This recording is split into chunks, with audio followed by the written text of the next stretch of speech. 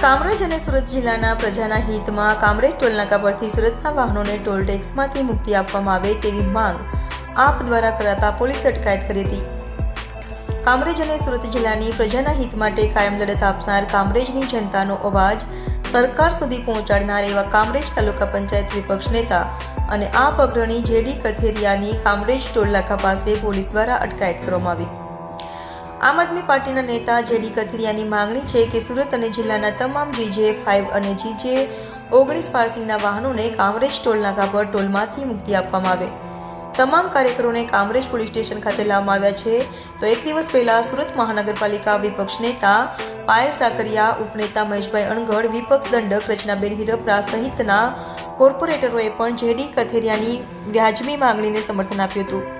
આમ આદમી પાર્ટી જનતાનો અવાજ બનીને બેરી સરકારના કાન સુધી પહોંચાડવામાં હંમેશા અગ્રેસર ભૂમિકા ભજવતી આવી છે. ભવિષ્યમાં પણ લોકોના પ્રશ્નો બાબતે અગ્રીમ લડત આપશે.